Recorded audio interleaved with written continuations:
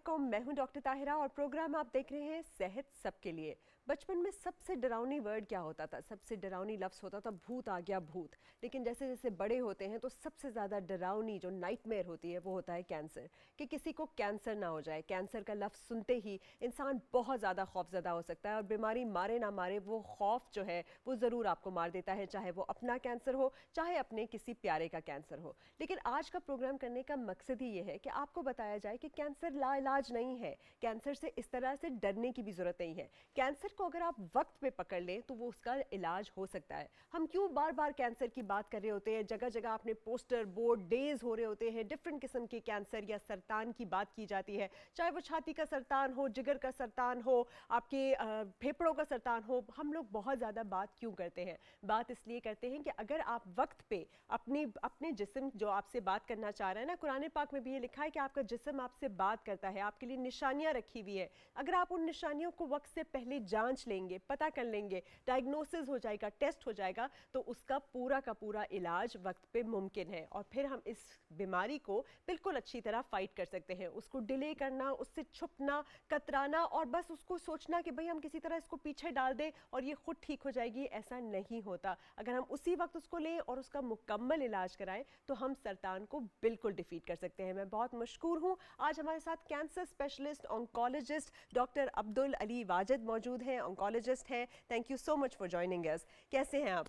अस्सलाम वालेकुम, बिस्मिल्लाहिर्रहमानिर्रहीम। Thank you so much for calling me. आप इस शो में हमें बुलाने का बहुत शुक्रिया आपका। नहीं, थैंक यू आपके आने का। असल में हमारा मकसद ही ये होता है कि हम इस शो में ऐसी बात करें कि जो हमारा जो लिसनर और व्यूअर है वो सुने और देखे और समझे और फिर वो अपने इर्द गिर्द भी जब ऐसे किसी सिम्टम को देखेगा तो फौरन पहचान पाएगा। तो सबसे पहले तो हम जनरलाइज बात करेंगे, कॉमन कैंसर्स पे बाद में आएंगे। लेकिन ये जो एक कॉमन सी चीज़ है ना कि अचानक वजन जो है वो घटना शुरू हो गया, अचानक भूख लगना जो है वो बंद हो गई, या कोई ऐसा जख्म है जो ठीक नहीं हो रहा, इस तरह की जो अलामात हैं यूजुअली जो जनरलाइज्ड कैंसर की हैं, उसको हम कैसे डिफरेंशिएट करें और फौरन डॉक्टर के पास जाएं और कौन से टेस्ट कराएं?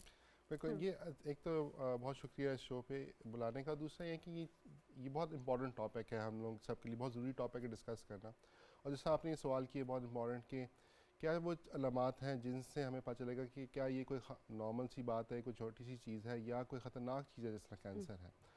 तो कैंसर के कुछ ख़ास अलामात हम जो देखते हैं ख़ास तौर पे लोगों के अंदर, एक तो वज़न का कम होना, बगैर ज़रूरी वरना आप डाइटिंग नहीं कोई कर रहा, वज़न करने की कोशिश नहीं कर रहा, फिर भी वज़न कम हो रहा है। कोई गिल्टियाँ बनना जो कि गर्दन में या बगल में बन रही हैं और वो ख़त्म नहीं हो रही है, मेरा 2-3 हफ्ते हो गए।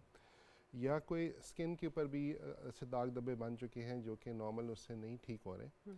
और इसके अलावा पेट के अंदर दर्द रहना बहुत ज़्यादा जो कि नहीं ठीक हो रही। उसके अलावा खून आना छोटे पेशाब में, बड़े पेशाब के अंदर, बलगम के अंदर, ये अलामात होते हैं जो कि हमें बहुत ज़्यादा उसके बारे में सोचना चाहिए सीरियसली ज़रा कि क्या और ही जब कैंसर हो कुछ लोगों सकता है। में ऐसा भी तो होता है कि अचानक कब्ज हो जाता है, अचानक पेचिश हो जाती है, फिर कब्ज हो जाता है, फिर पेचिश, ये भी एक अलामत है। जी, ये भी वन ऑफ द अलामात बिल्कुल डेफिनेटली ये भी होते हैं। और इन्हीं चीज़ों के अंदर होता है कि जब भी आपको कुछ अलामात होते हैं और ख़ास तौर पे अगर वो कुछ हफ्ते एक आध महीने तक नहीं ठीक हो रहे दवाई लेने के बावजूद भी, तो अपने जो डॉक्टर्स जिनसे आप दिखा रहे हैं या मेडिकल स्पेशलिस्ट को दिखा रहे हैं, अपने जीपी को दिखा रहे हैं, किसी भी उसको दिखा रहे हैं, उससे ये लाजमी तौर पे सवाल करें कि क्या ये अलामात उसके हो सकते हैं।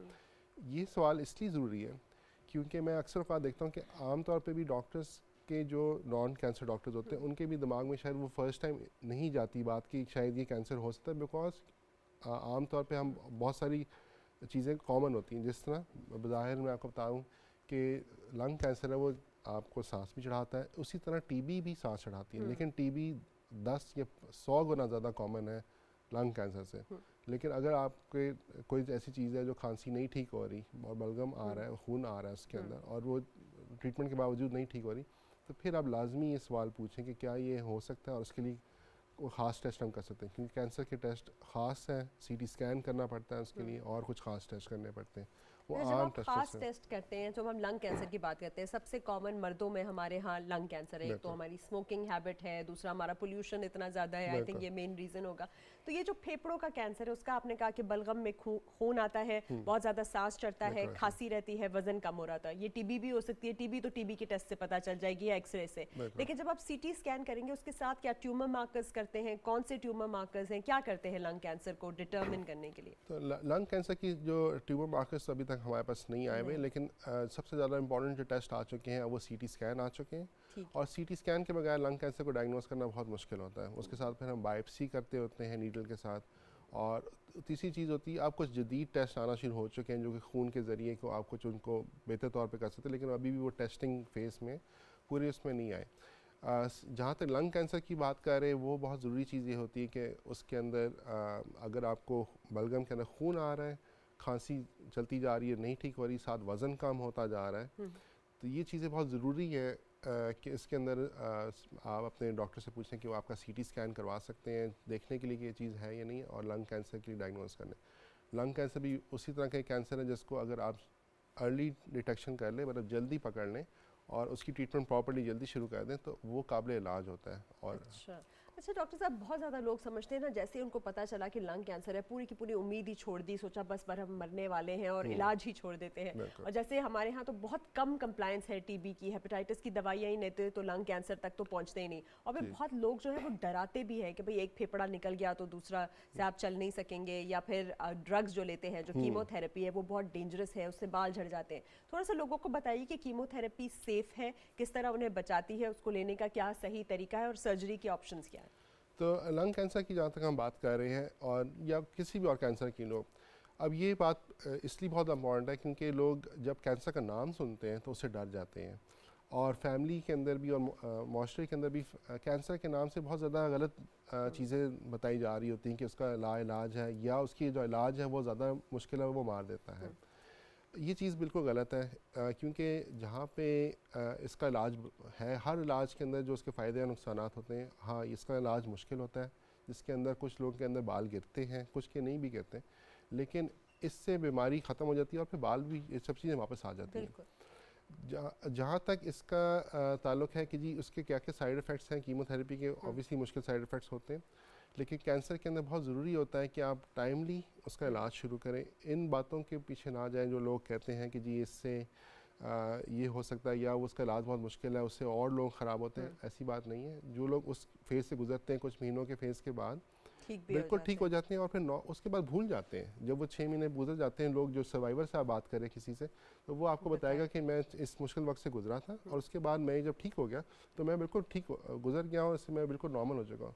और हम लोग ये बहुत ज़्यादा देखते हैं कि लोग मिसलीड होते हैं। जो क्योरेबल कैंसर्स हैं, हम लोग बच्चों को भी देखते हैं और ओल्डर लोगों को भी देखते हैं। क्योरेबल कैंसर जिस तरह कि छाती का कैंसर है, लंग कैंसर शुरू के स्टेजेस के अंदर, मैदे का कैंसर है, या लिम्फोमाज होते हैं जो कि गिल्टियाँ बनी होती हैं, और वो बिल्कुल काबिल इलाज होते हैं। और हम लोग जब आमतौर पे लोगों से बात करते हैं तो कहते हैं हमें तो लोगों ने कहा था कि जी इसका इलाज नहीं होता, और बिल्कुल मिसलीड कर रहे होते हैं। जबकि अगर आप किसी प्रोफेशनल से आके मिलें जो कि कैंसर के स्पेशलिस्ट है, और या आप डॉक्टर से मिलें और उनसे पूछें इसके बारे में, तो वो आपको बताएंगे कि इसकी क्या क्या चीज़ें हैं। और अब नए जदीद हमारे पास नई चीज़ें भी आ चुकी हैं जिसके अंदर ये साइड इफ़ेक्ट्स और ये जो बाल गिरना, ये चीज़ें करना बहुत कम हो चुकी हैं। असल में लोगों को ये ऑप्शन नहीं पता ना, कीमोथेरेपी वो समझते हैं कोई और ही चीज़ है। कीमोथेरेपी सिर्फ दवाइयाँ हैं, उसी तरह की दवाइयाँ जैसे आप बाकी चीज़ों के लिए लेते हैं, डायबिटीज़ के लिए लेते हैं, हाइपरटेंशन, बीपी के लिए लेते हैं, उसी तरह आपको चंद दवाइयाँ दी जाएंगी, और वो दवाइयों के कुछ टाइम पीरियड होगा, कोई डोजेज होगी, उसमें इंजेक्शन भी होंगे, कुछ IV होगा, कुछ ओरल आपकी टैबलेट्स होंगी,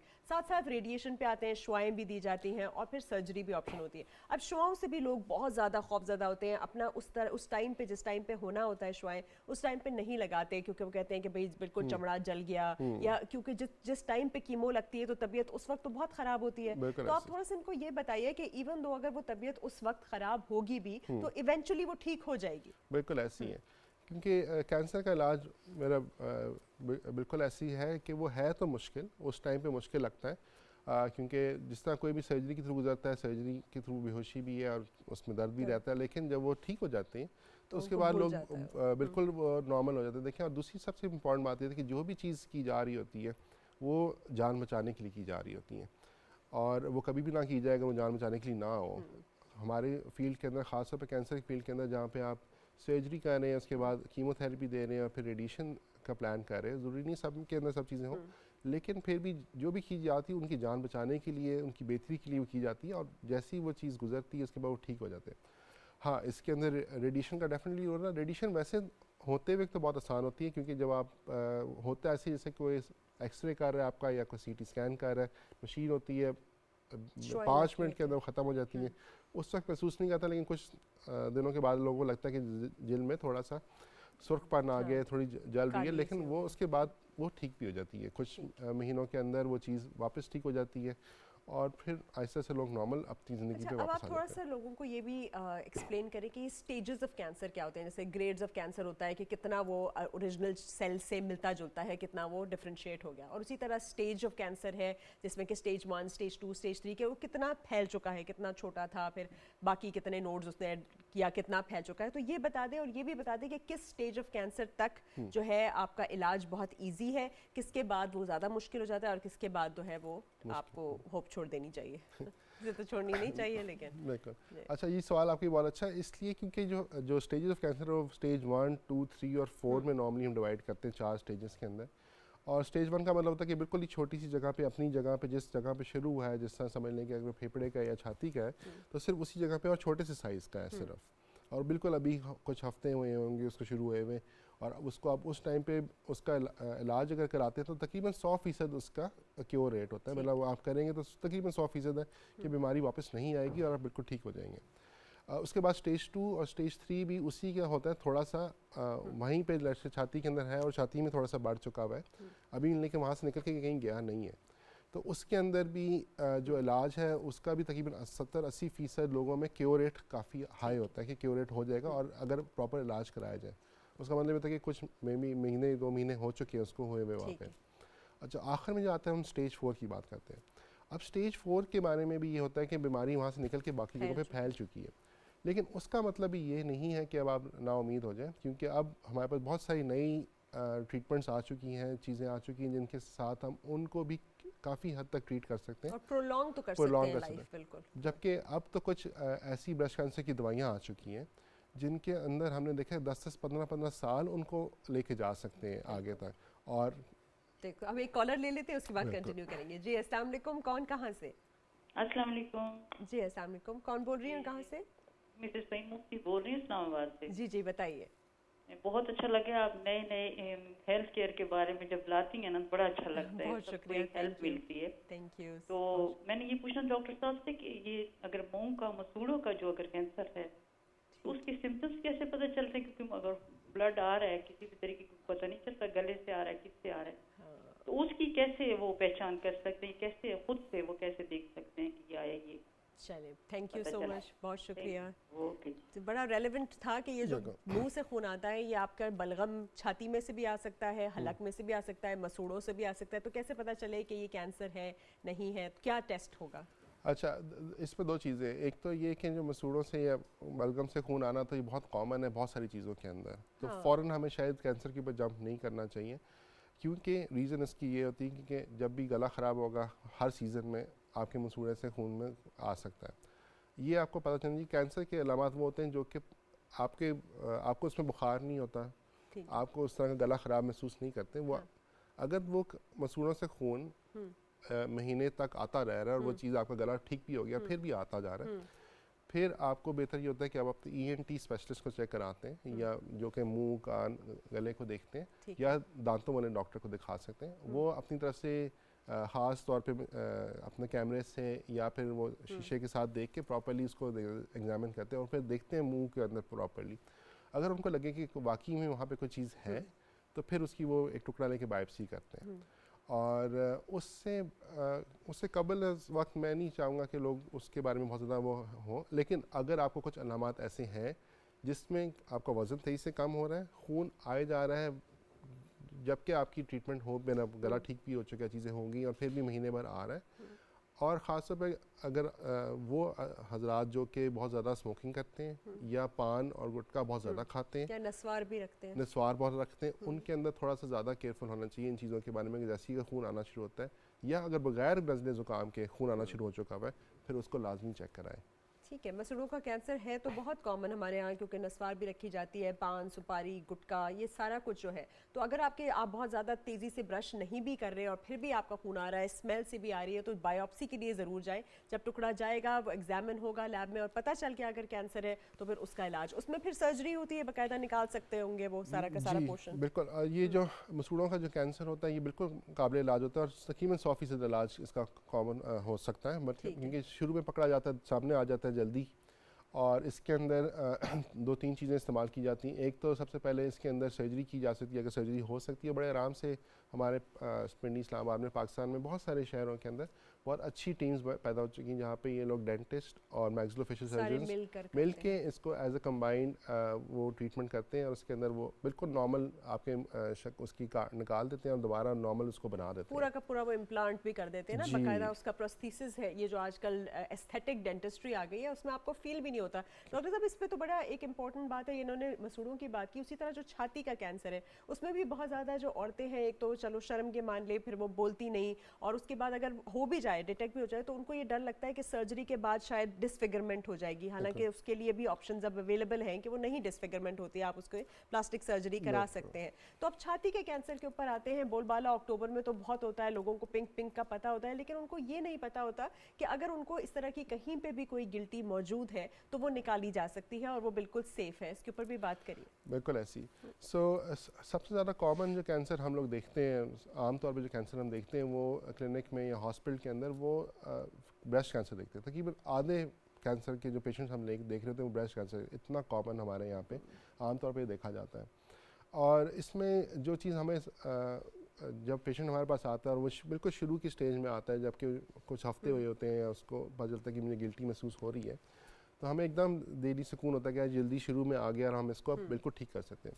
बज़ाहिर वक्त कि अगर कोई और मरीज़ आता है जो कि कुछ महीनों से लेके उसको बैठा होता है, तो वो जब हमें लगता है कि यार ये तो बीमारी अब ज़्यादा बढ़ गई है, अब उसमें से खून आना शुरू हो चुका है और गिल्टी फट चुकी है, तो अब हमें लगता है कि यार ये तो बढ़ गया है। अब हमें हमेशा डर होता है कि कहीं स्टेज 4 ना हो गया हो, बढ़ ना गया और हमारे लिए मुश्किल ना हो।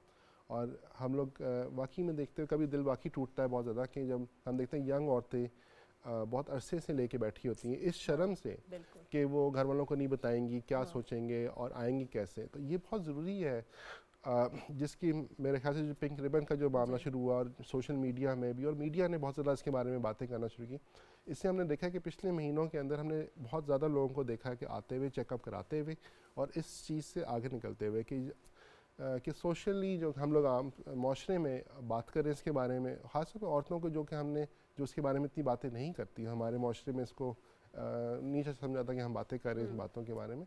लेकिन बहुत ज़रूरी है कि जो तकलीफ़ हो रही है, जो गिल्टी बन रही है किसी औरत को भी, छाती में, किसी छाती में भी या गर्दन में कहीं भी, उसको फ़ौरन जैसी महसूस होती है उसको चेकअप करवाएं, बताएं कि मैंने चेकअप कराना है।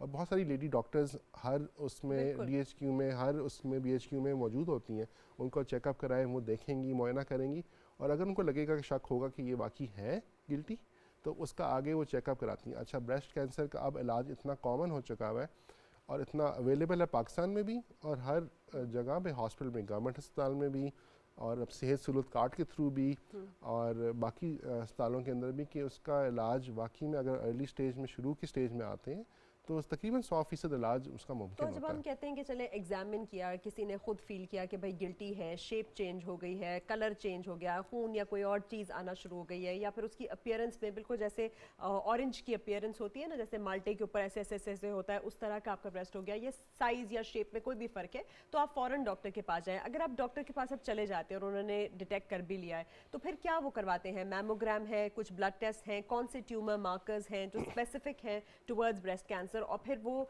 क्या दवाइयों से मुमकिन है उसको ख़त्म करना या सर्जिकल ऑप्शंस ही ज़रूरी है? बिल्कुल।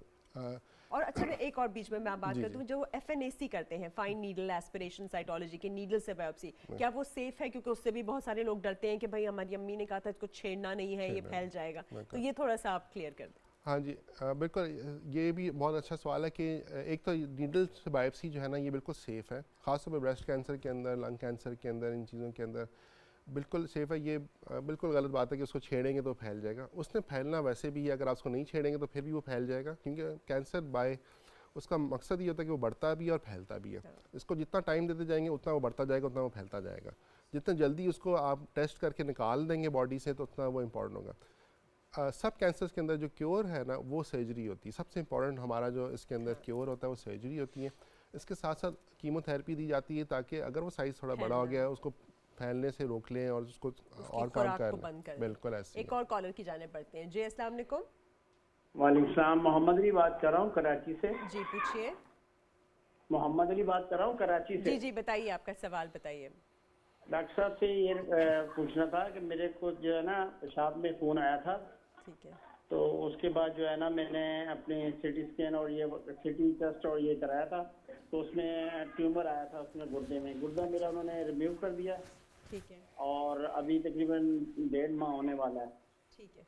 अब एक शुगर गुर्दे भी में है और मुझे ब्लड प्रेशर भी है। मैं ये पूछना चाह रहा हूँ, अभी मुझे दोबारा डॉक्टर से जो दोबारा उनको रिपोर्ट चेक करवाई थी ना बायोप्सी जी की, जी तो जी उसमें डॉक्टर ने बोला था कि पैसा बीमारी खत्म पैसा आजम, डॉक्टर अब्दुल्ला जी से करवाया था लियाकत नर्सिंग से। जी जी। तो अब वो मुझे क्या दोबारा रिपोर्ट करवानी पड़ेगी 6 महीने बाद? इसके बारे में डॉक्टर साहब से पूछना ठीक चाह है, रहा हूँ। आपकी उम्र बता दीजिए। मेरी उम्र है 39-40 है। और ठीक इसके है। अलावा एक और भी था, मेरे मामू के ना दिमाग में है, अच्छा ठीक है। अभी उसका इलाज चल रहा है, दिमाग में भी ठीक। है और उनके गुर्दों में भी है। ठीक है। तो कह रहे हैं कि दिमाग का कोई इलाज ही नहीं है कैंसर का। ठीक है चलिए। बड़ा स्टेज ज्यादा हो चुका है, तकरीबन 8 ज्यादा मतलब ये उसको हो गया है ठीक है।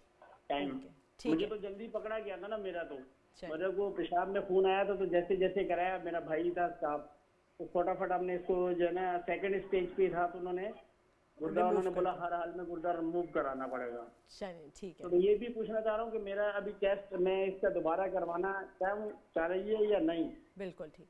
चलिए थैंक यू, बहुत ही अच्छे caller and very relevant questions. बिल्कुल। रीनल ट्यूमर उन्होंने जल्दी पकड़ पकड़ लिया, लिया। भाई लैब में था, हम सबका भाई लैब में होना चाहिए, जल्दी पकड़ लिया बिल्कुल ऐसी जाए। है। अच्छा, वो उन्होंने कहा कि उन्होंने रिमूव करा लिया, लेकिन बिल्कुल। अब उनको स्क्रीनिंग कितनी इंपॉर्टेंट है? एग्जैक्टली। अच्छा, ये बहुत हमारा बड़ा अच्छा एग्जांपल उन्होंने बताया है कि जी एक वो खुद हैं जिन्होंने अपना ट्यूमर हाँ। टाइमली पकड़ लिया, और एक वो और एक brain वो है tumor जिन्होंने नहीं। वही ट्यूमर है जो कि गुर्दों में भी था और ब्रेन में चला गया, और वो चला गया और उन्होंने कहा कि इसका इलाज मुश्किल है। और ये बड़ा टिपिकल एग्जांपल, अगर आप टाइमली इसी चीज़ को, खून आया पेशाब के अंदर, उन्होंने फ़ौरन चेकअप कराया उसके बारे में, हाँ। और ये जानते हुए कि ये चीज़ हो सकती है और उन्होंने पकड़ लिया, और ये अब इंशाल्लाह उम्मीद है कि ये वापस नहीं आएगा।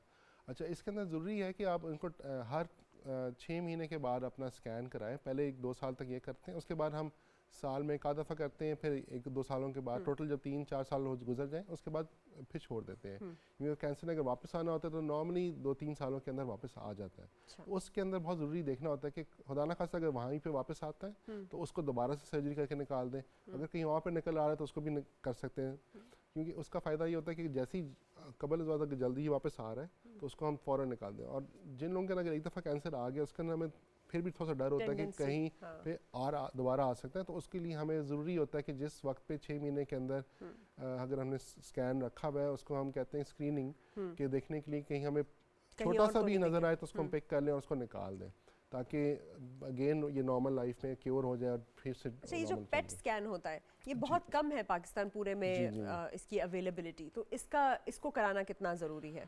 अच्छा, और इसके ये अनफॉर्चुनेटली है ही 1-2 जगह पे। अच्छा, पेट स्कैन अभी जो है दुनिया भर में भी कहीं भी स्क्रीनिंग पे भी इसका ज़रूरत नहीं हुई। ठीक। ये अब नई टेक्निक आई थी पिछले कुछ सालों पहले, दुनिया भर में आई थी और पाकिस्तान में भी अब अल्लाह का शुक्र आ चुकी भी है।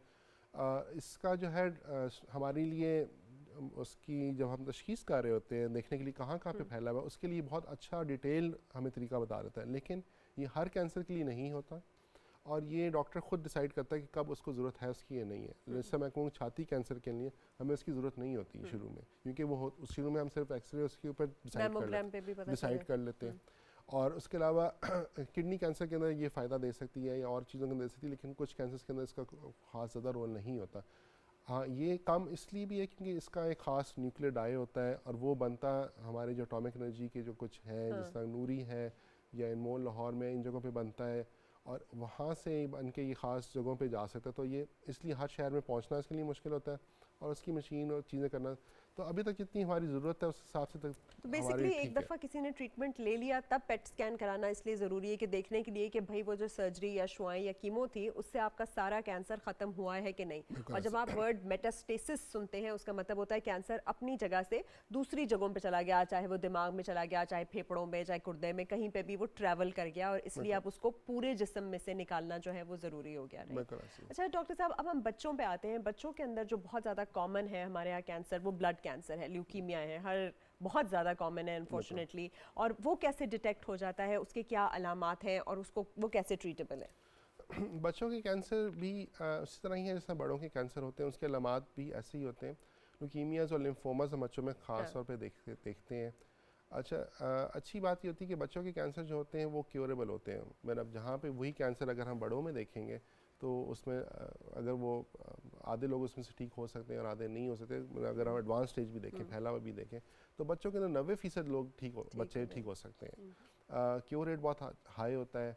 और इनके अंदर जो अलामात हम जो देखते हैं बच्चों के अंदर वो ये होता है कि गिल्टियाँ अगर बनती हैं, ख़ासतौर पर गर्दन के अंदर या बगल में बच्चों के बनती है, या वो बच्चा वज़न कम करता जा रहा है और वो खाना खा भी रहा है फिर भी वज़न कम होता है, उसका होता जा रहा है। फिर उसके अलावा उनको और गिल्टियाँ महसूस होती हैं, पेट में गिल्टी महसूस होना शुरू हो जाती है, या सर पे गिल्टी महसूस होती है, या बच्चा आपको लग रहा है पीलापन पड़ता ज़्यादा जा रहा है, उसमें खून की कमी हो रही है, तो उस टाइम पे वो चेकअप कराते हैं। ल्यूकीमिया के अंदर ख़ास तौर पे हम देखते हैं खून की कमी होना शुरू हो जाती है। और जब खून की कमी हो और आप चेकअप कराएं, उसमें हमें शुरू के टेस्टों में पता चल जाता है।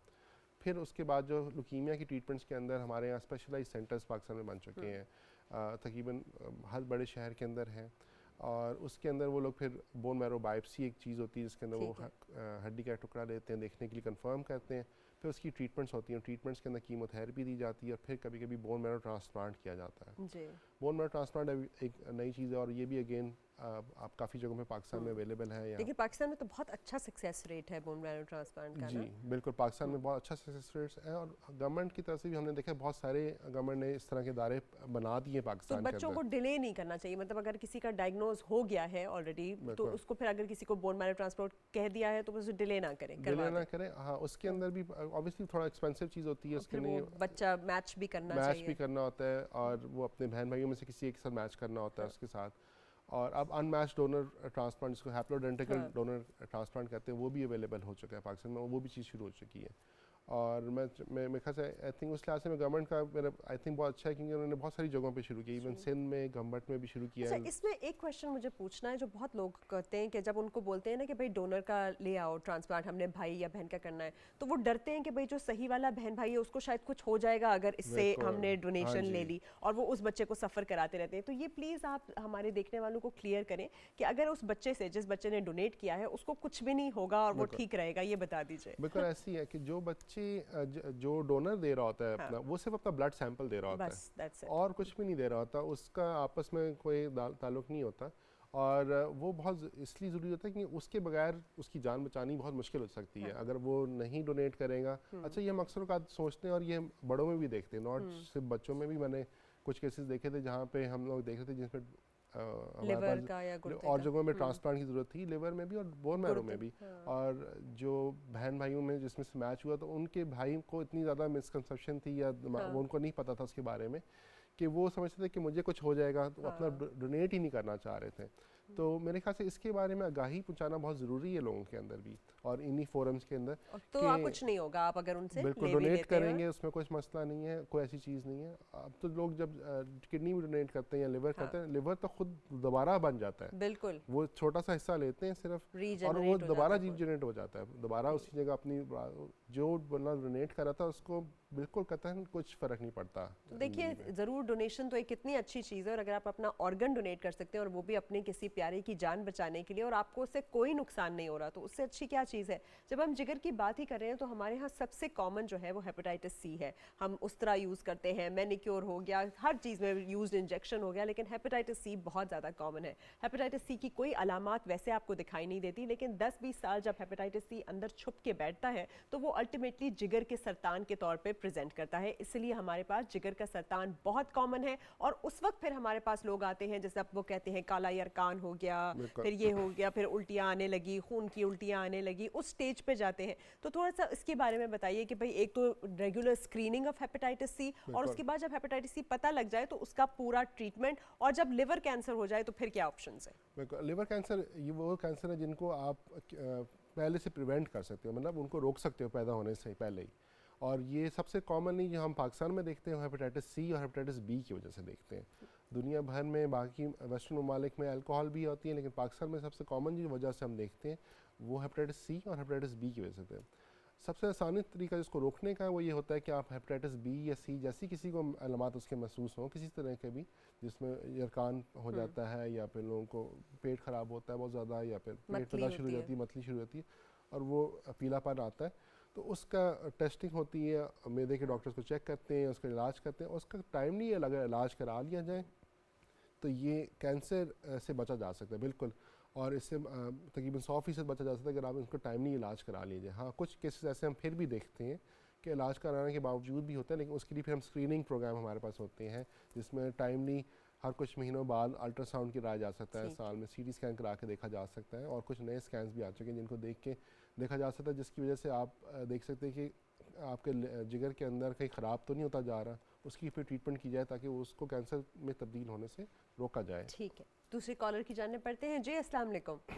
वालेकुम अस्सलाम। जी बताइए। प्याज हासिलपुर से बात कर रहा हूँ। जी जी। मेरा बेटा है 10-12 साल का। जी। हाँ, उसकी जो पेशाब करता है उसकी कतरे निकल रेशा जिसमें है ना, वो पेशाब में रेशा आता है। ठीक है। और उसका वजन भी कम हो रहा है सर। ठीक है। छोटे या बड़े पेशाब में? छोटा पेशाब? हाँ जी, छोटा पेशाब करता है। जब तो वो उसके कतरे भी निकलते हैं और रेशा जैसे होता है ना, ऐसे ऐसे, और उसका वजन भी कम हो रहा है। आपने उसको दिखाया है, मतलब यूरोलॉजिस्ट को दिखाया, नेफ्रोलॉजिस्ट, क्या कहा उन्होंने? उन्होंने तो ये कहा कि इसकी जिगर में गर्मी है। अच्छा ठीक है। दिखाया सर, दिखाया। अच्छा ठीक है। किस शहर से बोल रहे हैं? हाँ जी। किस शहर से बोल रहे हैं आप? हासिलपुर से प्याज बोल रहा हूँ मैं। भावल नगर। ठीक जी। हासिलपुर से सर, हासिलपुर। ठीक है, बिल्कुल ठीक है। जी तो बिल्कुल जी बताइए। अच्छा, तो ये तो खैर जो ये कह रहे हैं कि छोटे पेशाब के अंदर इनको तकलीफ महसूस करते हैं और साथ कोई रेशा भी आता है, इसके लिए मेरे ख्याल से तो टेस्टिंग प्रॉपरली दोबारा से कराएं इसके प्रॉपर, जिसके अंदर स्कैन भी करा के देख सकते हैं, सीटी स्कैन भी करा के देख सकते हैं, और साथ कैमरे का टेस्ट होता है जो कि करा के देख सकते हैं। और उसके साथ पेशाब का टेस्ट करें कि इसमें कोई इन्फेक्शन है तो इन्फेक्शन के लिए एंटीबायोटिक भी दी जाए। कैंसर के अलामात शायद हो सकता है निकल आए, इतने छोटे बच्चों में नॉर्मली हम गुर्दों का कैंसर ये कह रहे थे ना कि बहुत तेजी से उनका वजन गिर रहा है। बिल्कुल सही। अलामात तो बिल्कुल ऐसी हैं जिनको आपको चेक कराना चाहिए। ठीक है। अभी कब से वक्त होगा इसको बताना कि कैंसर हो सकता है या नहीं हो सकता, लेकिन इसके लिए कुछ खास टेस्ट हैं जिस तरह के सीटी स्कैन, इसके साथ उनकी जो सिस्टोस्कोपी होती है वो कैमरे के साथ टेस्ट करते हैं, यूरिन का पेशाब का टेस्ट, ये 3 चीज़ें लाजमी इसकी करा के देख लेनी चाहिए। और आप किसी अच्छे यूरोलॉजिस्ट के पास जाके बताएं, वो इनके टेस्ट ये लाजमी कराएंगे, और अगर उसमें भी कैंसर नहीं आता फिर मेरे ख्याल से मुतमईन हो जाए उस लिहाज से कि कैंसर नहीं है। इनको जिगर की गर्मी से ये पता नहीं क्यों कोरिलेट इसको कर रहे थे। आप उनको जाइए, पूरा का पूरा आपको यूरिन एनालिसिस जो होता है, कल्चर होता है यूरिन का, कि देखने के लिए कि क्यों है, कोई माइक्रो ऑर्गेनिज्म, कोई जरासीम तो अंदर नहीं है। और फिर जो नेफ्रोलॉजिस्ट है, यूरोलॉजिस्ट है, वो पूरा का पूरा, जैसे उन्होंने कहा, अल्ट्रासाउंड है, किडनी, यूरेटर, ब्लैडर, आपके सारे जितना गुर्दा है, उससे यूरेटर है, उससे मसाम है, वो सारा का सारा जो है उसको टेस्ट करेंगे, देखेंगे कि कोई इन्फेक्शन वगैरह तो नहीं है, कोई कैंसर तो नहीं है, और फिर उसको रूल आउट कर लेंगे। I don't. अच्छा, दूसरा कॉलर आ गया। जी अस्सलाम वालेकुम। जी अस्सलाम वालेकुम मैम। जी बताइए। मैडम आपसे ये पूछना था, डॉक्टर साहब से जरा पूछ लें कि मेरी वालदा जिसकी एज तकरीबन 73 ईयर है ना, तो 1 साल 8 महीने पहले उनको ब्रेस्ट कैंसर हुआ था। ठीक है। तो उसमें जो ट्यूमर था तो डॉक्टर्स ने कहा कि नहीं, इनका आप एक टैबलेट उन्होंने हमें दिया है, फेमेरिया है कि क्या, हाँ जी सही है। तो उससे वो ट्रीटमेंट हमने स्टार्ट की है, क्योंकि उनकी एज इतनी नहीं है कि वो सर्जरी पे जा सके। बिल्कुल ठीक है, सही है। तो अभी तकरीबन 1 साल 8 महीने हो गए हैं उनको ये ट्रीटमेंट जारी की हुई है ना, फेमेरा के क्या टैबलेट 2.5। बिल्कुल ऐसी है। और हम तकरीबन 3-4 महीने बाद उनका अल्ट्रासाउंड और बाकी टेस्ट भी कर रहे हैं। तो सर आपसे ये पूछना था कि ज्यादातर हमने सुना है कि इसकी आप सर्जरी आपने जरूर करवानी है ना, ठीक है। लेकिन एक्चुअली जब हम ये मुख्तलिफ अल्ट्रासाउंड वो करते हैं तो उसमें उसके ट्यूमर का साइज कम हो रहा है, बिल्कुल ठीक है। 1.2 या 1.0 1.1 या 1.2 से वो कम होके कम हो रहा है। तो क्या इस स्टेज पे उनका वो करना चाहिए कि नहीं? 73-74 ईयर उसका एज है और माशाल्लाह वो ठीक फील कर रही है, यानी ऐसा कोई वो, लेकिन अक्सर वो कहते हैं कि यानी ये सीने वाले साइड पे या बैक साइड पे मुझे यानी वो कोई इस तरह फील अनकंफर्टेबल फील करती है, बाकी कोई मसला नहीं है उनको। और चलना फिरना अगर कैसे? आप एडवाइस करें सर। चलना फिरना कैसा है उनका? और क्या वो सर्जरी करा सकेंगी अगर वो इतनी फिट हैं कि वो सर्जरी हो सकती है उनकी? नहीं ना सर, वो जो यहाँ पे डॉक्टर हैं पेशावर में, तो उन्होंने सजेस्ट किया है कि सर्जरी नहीं, अगर इस मेडिसिन से ये हो रहा है और उनका ट्यूमर नहीं बढ़ रहा, बाकी वो सिटी स्कैन और ये सारी चीजें हमने की हैं तो बाकी स्प्रेड भी नहीं हुआ है, 1 साल और 8 महीने उनको हुए हैं तो वो भी स्प्रेड नहीं हुआ है, शुक्र अल्हम्दुलिल्लाह, बल्कि वो उनका जो ट्यूमर है वो कम हो रहा है। मेरा सवाल था कि यानी उनकी साइज नहीं, उनको चलना सर्जरी फिरना के लिए नॉन फिट क्यों कहा है? क्या वो नहीं, डायबिटिक है, है क्या या वो चल फिर नहीं सकती, क्या मसला है उन्होंने नॉन फिट कहा है? डायबिटिक भी है और ब्लड प्रेशर भी उनका बहुत ज्यादा रहता है। चलो, ठीक है, तो- इसलिए कहा है। ठीक है, हाँ, चलिए और ठीक है। उनका जो ट्यूमर है डॉक्टर साहब वो यानी बढ़ नहीं रहा, वो कम हो रहा है और उसी जगह पे यानी लोकलाइज्ड है। लोकलाइज्ड है, बिल्कुल बहुत ठीक। अच्छी बात है। हाँ ठीक है, चलिए अच्छा है, इनका प्रोग्नोसिस तो बहुत अच्छा है, तो जी, वो बता रहे हैं कि व्हाट बिल्कुल। शुड ही डू अबाउट जो हाँ जी, ब्रेस्ट कैंसर के अंदर जो ये बता रहे हैं, ये ERPR positive, hormone positive disease होगी, जो कि जिसके अंदर फिमारा दी जाती है टैबलेट, कॉमनली हम ओल्ड औरतों का जो खास तौर पे इस एज ग्रुप में जो है ये बड़ा अच्छा प्रोग्नोसिस होता है, ये काफ़ी सालों तक इसको लेके जा सकते हैं। ठीक है। अच्छा, अब इसमें सबसे ज़रूरी बात समझने वाली इसके अंदर ये होती है कि जिन लोगों के अंदर अगर सर्जरी पॉसिबल नहीं है तो बिल्कुल वो चीज़ एक हम इसमें बिल्कुल ठीक ट्रीटमेंट पे जा रहे हैं। लेकिन अगर सर्जरी पॉसिबल होती, ये अगर बिल्कुल ठीक होती, चलती फिरती, नॉर्मल होती, ब्लड प्रेशर का मसला भी ज़्यादा ना होता, डायबिटीज भी ना होती मेरा, हाँ। उसके बावजूद भी लोगों की सर्जरी हो जाती है। तो अगर तो वो सर्जरी पॉसिबल होती और ये हाँ। तो फिर सर्जरी रिकमेंडेड होती कि हम, सबसे क्योंकि सर्जरी ही इसकी जड़ को निकाल सकता है, क्योंकि अगर इसकी जड़ तो बिल्कुल हमेशा जब ये फिमारा ख़त्म होगी या एक टाइम आएगा जिसमें ये काम करना छोड़ेगी तो फिर ये बढ़ना शुरू हो जाएगी, उसके लिए फिर और दवाइयाँ होंगी। तो इसमें ये होता है कि जब उम्र ज़्यादा हो जाए उसके अंदर फिर हमारे लिए ज़रूरी होता है कि हम फिर सर्जरी नहीं करेंगे, कोई ऐसी चीज़ ना करें जिससे उनको नुकसान हो सकता है। सर्जरी का नुकसान हो सकता है कि वो बर्दाश्त नहीं करेंगी सही तरह, या उसकी जो तकलीफ़ है वो बाद में ज़्यादा रहेगी। तो इसलिए ये जो टैबलेट है ये बहुत अच्छी टैबलेट है और ये बिल्कुल ठीक ट्रीटमेंट पे जा रहे हैं और ये ट्रीटमेंट इसकी चलती रहेगी जब तक इनकी आगे शायद 10 साल 15 साल ये चीज़ चलती रहेगी। और अगर ये छोटी होती जा रही है, इसको रेगुलर देखते जा रहे हैं तो बिल्कुल इसको ये बिल्कुल सही तरीके पे जा रहे हैं। और अगर इनको लगे कि बाद में उसके बावजूद बढ़ना शुरू हो रही है, फिर दोबारा से अपने सर्जन से बात करके देखेंगे क्या अब कोई पॉसिबिलिटी है जो कि फुल एनेस्थीसिया के बगैर इसको रिमूव कर सकते हैं या कोई और तरीके से रिमूव कर सकते हैं। तो आखिर में बात करने का मकसद ये है कि जिन लोगों के अंदर सर्जरी पॉसिबल है, सर्जरी करानी ज़रूरी होगी इसके अंदर इसको, लेकिन जहाँ पे मुश्किल है या नुकसान हो सकता है वहाँ पे इन टैबलेट्स के साथ कंट्रोल किया जा सकता है। तो बिल्कुल आप एक सेकंड ओपिनियन किसी और जगह पे, किसी और शहर में भी ले जाके दिखा सकते हैं उन्हें और देख सकते हैं कि वो फिट हैं कि नहीं फॉर सर्जरी, और आप वर्क कर सकते हैं टुवर्ड्स हर ब्लड प्रेशर कंट्रोल और डायबिटीज़ कंट्रोल के, कि तू फिट कर दिया उनको सर्जरी के लिए और उसके बाद बेशक आपने सर्जरी करा ली, और साथ साथ जो आप मॉनिटरिंग कर रहे हैं वो तो आप बहुत अच्छा ही करें। अच्छा डॉक्टर साहब, एक और बहुत कॉमन हमारे यहाँ कैंसर है जो प्रोस्टेट का कैंसर है, जो मर्दों के अंदर है, जब पेशाब रुक रुक के आता है और जब वो एनलार्ज हो जाता है ग्लैंड और उनको पता भी नहीं चलता। और रिसेंटली हमारे एक बहुत अच्छे फ्रेटर्निटी में एक पीडियाट्रिशियन की डेथ भी उसी से हुई है। तो आप बताइए कि प्रोस्टेट कैंसर को किस टाइप पे करना है और उसके ट्यूमर मार्कर्स कितने इंपॉर्टेंट हैं? अच्छा, प्रोस्टेट कैंसर हम बहुत कॉमनली देखते हैं। एक स्टडी के मुताबिक जो है 70% मर्दों के अंदर जब वो फौत हुए या देखा उन्होंने ऑटोप्सी करके उसके अंदर प्रोस्टेट कैंसर की कुछ अलामात हैं। आज से तकरीबन 15-20 साल पहले तो हम कहते थे कि प्रोस्टेट कैंसर से लोगों की डेथ नहीं होती है, उसके अलावा लोगों की, तो उसकी ट्रीटमेंट हमें इतनी ज़रूरी नहीं समझते थे। लेकिन अब हम देखते जा रहे हैं कि हम लोगों की ज़िंदगियाँ बढ़ती जा रही हैं और क्योंकि और चीज़ें हमारी बेहतर होती जा रही हैं, तो अब प्रोस्टेट कैंसर जो हम देखते हैं वो उसकी ट्रीटमेंट लाजमी होती है। क्योंकि अब जिस लिहाज से हम देख रहे हैं कि अब हम अर्ली स्टेजेस में भी देख रहे हैं, लोगों को 40s में भी 50s में भी लोगों को हम देख रहे हैं कि प्रोस्टेट कैंसर हम देख रहे हैं। अच्छा, इसकी कोई ख़ास वजह नहीं होती कि पैदा हो जाता है, कोई स्मोकिंग की वजह से या किसी और वजह से ये नहीं पैदा हो जाता, ये बस ज़ाहिरन हार्मोन्स हैं, एज रिलेटेड है और मेन हार्मोन्स है उसकी वजह से पैदा होता है। इसका जो ट्यूमर मार्कर है उसको हम PSA कहते हैं, प्रोस्टेट स्पेसिफिक एंटीजन, जो कॉमनली अवेलेबल होता है हर लैब के अंदर आप करा सकते हैं। अच्छा, ये ज़रूरी नहीं होता कि प्रोस्टेट कैंसर PSA बड़ा हो तो फ़ौरन कैंसर होगा, ये बहुत सारी और वजहों से बढ़ सकता है, कोई इन्फेक्शन होगी उसमें भी बढ़ सकता है, लेकिन एक हद के बाद अगर बढ़ेगा तो हमें उसका रिस्क बहुत ज़्यादा होता है। फिर से कुछ टेस्ट होते हैं जिसमें हमने कराना होता है, जिसके अंदर हम अल्ट्रासाउंड कराते हैं प्रोस्टेट का, CT स्कैन MRI करा के देख सकते हैं, और फिर हम बायोप्सी करके देखते हैं अगर हमें वाकई में शक हो जाए उसके इसकी भी सर्जरी मुमकिन है इसकी या भी इसको सर्जरी हार्मोनली ट्रीट करते हैं? जी बिल्कुल, इसका इलाज भी बहुत अच्छा मौजूद है पाकिस्तान में, और बहुत नई दवाइयाँ आ चुकी हैं इसकी ट्रीटमेंट के लिए, जिसके अंदर सर्जरी भी मौजूद हो सकती है, रेडिएशन थेरेपी के साथ भी इसका इलाज किया जा सकता है, फिर हार्मोन थेरेपी और कुछ टैबलेट फॉर्म्स में इसकी आ चुकी हैं कि इसमें कीमोथेरेपी अवॉइड करके टैबलेट फॉर्म्स के साथ काफ़ी हद तक इसको ट्रीट किया जा सकता है। और ये भी वो कैंसर है जिसको अगर आप इवन अगर स्टेज 4 हो, फैला हुआ भी हो, तो फिर भी इसको आप काफ़ी सालों तक, मतलब 8-10 सालों तक इसको ट्रीट कर सकते हैं और काफ़ी हद तक इसको इम्प्रूव कर सकते हैं।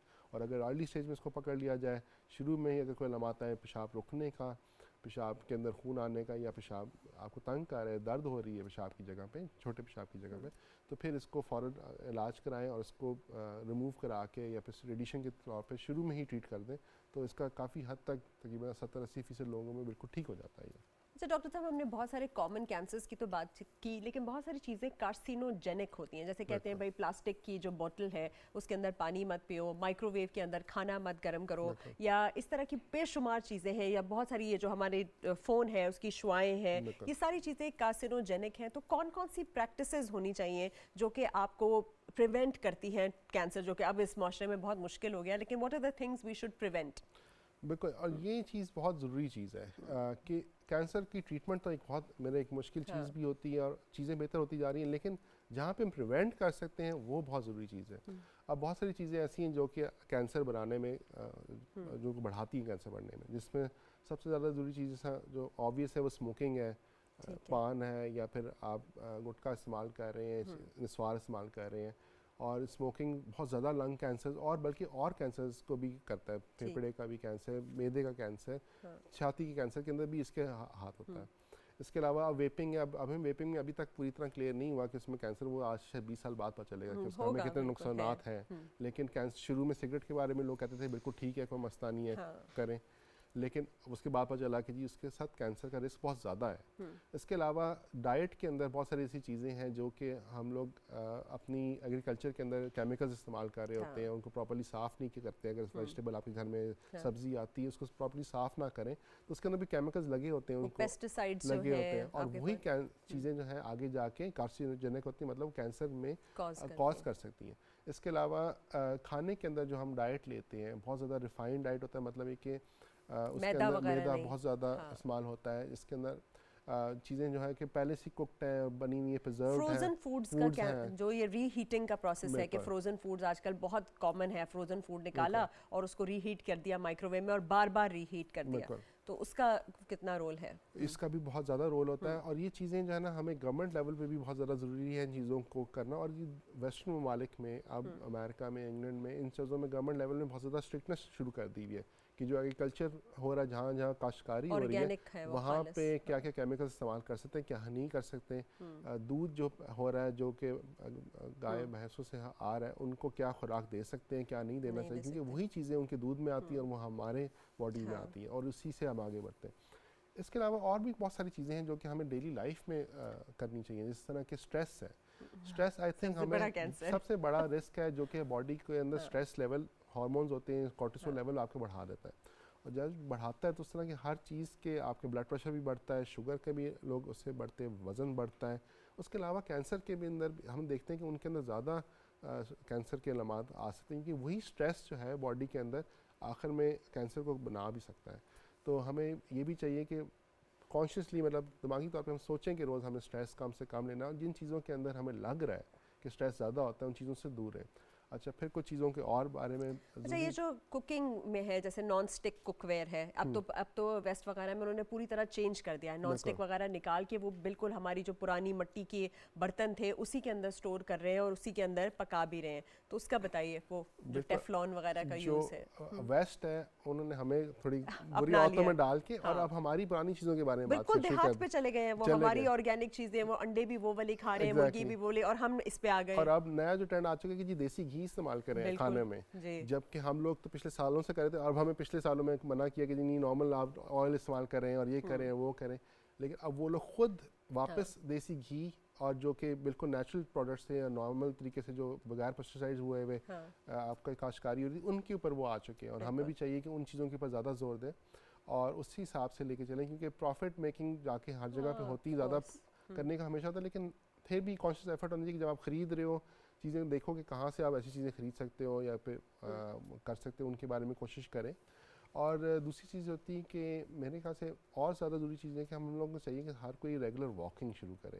वॉक करने का बहुत ज़्यादा फ़ायदा दो चीज़ें होती हैं, एक तो वज़न कम होता है, दूसरी सबसे इम्पॉर्टेंट चीज़ होती है बंदे का स्ट्रेस लेवल कम होता है और डीप ब्रीदिंग भी साथ साथ होती करें। है। तो जब आप वॉक करते हो तो आप अपने घर की इन्वायरमेंट से निकलते हो, बेशक वो औरत है या मर्द है, आप अपने घर के इन्वायरमेंट से निकल के बाहर निकलते हो, फ्रेश एयर में जाते हो, वॉक करते हो, आपकी वज़न में भी कमी आती है, आपके स्ट्रेस लेवल में भी कम आता है और आप चीज़ों को बहुत बेहतर डील कर सकते हो। मेरे ख्याल है इन शुआओं से भी दूर है। आपने खाना गर्म करना है तो माइक्रोवेव में नहीं करें, चूल्हे के ऊपर गर्म करें। आप जो सब्जी ले रहे हैं वो भी रेडियो से जो ऑर्गेनिक खालिस सब्जी होती है जिसमें कम से कम पेस्टिसाइड है वो खरीदें, बजाय इसके कि वो जो कलरफुल वाले मॉल्स में बड़े बड़े मॉल्स में कलरफुल प्रिजर्वेटिव लगे होते हैं। वो अगर आप ये देख लें कि अगर वो सेब खराब नहीं हो रहा ना तो वो आपके अंदर जाके भी खराब नहीं होगा। फिर दूसरा रिफाइंड फ्लावर, ये मैदे से हट जाएं और चक्की के आटा इस्तेमाल करें। फिर बाहर के खानों को अवॉइड करें क्योंकि उसके अंदर वही वाले गंदे तेल भी हैं और ये रिफाइंड चीज़ें भी। जितना घर में पकाएंगे खालिस और वो खाएंगे वो बेहतर होगा। प्लास्टिक के बर्तन और नॉन स्टिक मत इस्तेमाल करें और प्लास्टिक बोतलों के अंदर जो है आपने पानी अभी गर्मी में नहीं रखना, स्पेशली वो करते हैं ना गर्मी में रखते हैं फिर वहीं पी लेते हैं। आप ग्लास की बोतल लेकर जाएं, कांच की बोतल लेकर जाएं, उसको रखें और फिर वो पानी पिएं, तो ये चीज़ें ज़्यादा सेफ है। इस पर एक और चीज़ बीइंग अ डर्मेटोलॉजिस्ट मैं ज़रूर बात करूंगी स्किन कैंसर की, क्योंकि सन के एक्सपोजर में जब आप सन ब्लॉक यूज़ नहीं करते, हमारे पास बहुत लोग आते हैं विद स्किन कैंसर। अब स्किन कैंसर में बिल्कुल उनके वो रोल्ड आउट से एजेस होते हैं, काला सा मार्क ऐसा एक हो जाता है, वो ठीक नहीं हो रहा होता, फिर हम बायोप्सी भेजते हैं, पता चलता है जी स्किन कैंसर है। स्किन कैंसर के लिए फिर हम आपको भेज देते हैं, आप सर्जरी करके उसका एक्सिजन भी कर देते हैं। और मजीद आप लोगों को क्या एडवाइस करेंगे टू अवॉइड दीज कैंसर्स? तरह तरह की क्रीमें लगा लेना, बहुत सारी ऐसे कार्सिनोजेनिक प्रोडक्ट्स भी तो हैं, डिटर्जेंट, शैम्पूज, क्रीम्स। बिल्कुल ऐसी है। और स्किन कैंसर से आई थिंक सबसे दो चीज़ें इसमें इंपॉर्टेंट है। एक कि जिस तरह ये बताई थी कि उसकी से बचा जाए, इसमें जो धूप आती है फिर यूवी लाइट जो हमें आ रही होती है उनसे बचा जाए। उसमें सनस्क्रीन आती हैं अवेलेबल जो कि रिकमेंडेड होंगी डर्मेटोलॉजिस्ट से, उनके हिसाब से इस्तेमाल करें रेगुलर। जो लोग ख़ास तौर पे ज़्यादा धूप में काम कर रहे हैं या फिर जो कि बच्चों के ख़ास तौर पे या फिर औरतें जो पे जिनकी लाइट स्किन होती है उनको ख़ास तौर पे बहुत ज़रूरत होती है कि इस चीज़ के लिए बचा जाए इससे। इसके अलावा उससे भी ज़्यादा ज़रूरी ये भी चीज़ होगी कि शायद हम आम अगर देहात में बात करें तो उनको शायद ये ऑप्शन नहीं होगी कि वो धूप से दूर रहें। उन्होंने अगर धूप में काम करना है तो उन्होंने शायद वो करना पड़े। अगर वो क्रीम सनस्क्रीन लगा सकते हैं तो बहुत अच्छा है।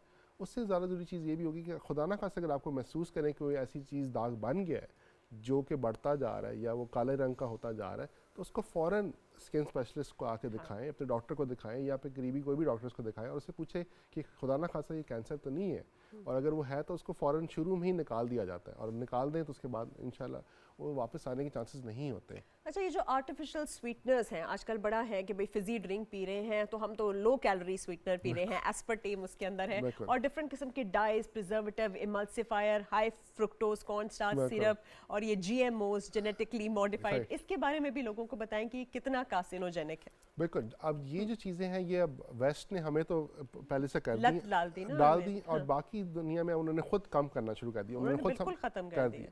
उन्होंने कार्सिनोजेंस जिसके अंदर ये प्रिजर्वेटिव्स होते हैं फूड के अंदर, इन सब चीज़ों को उन्होंने मुकम्मल तौर पे अपनी उसके अंदर से बैन करना शुरू कर दिया हुआ है।